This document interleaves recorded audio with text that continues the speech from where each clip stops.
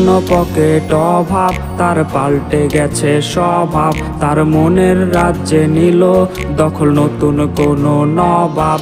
আমার ভীষণ কষ্ট হয়, আহা সে তো আমার নয়।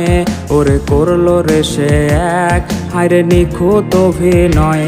আমার পুরুষে পুরুক বুক, তুই কুরারে তোর সুখ। তবু মরার আগেও আমি দেখবো না রে তোর মুখ।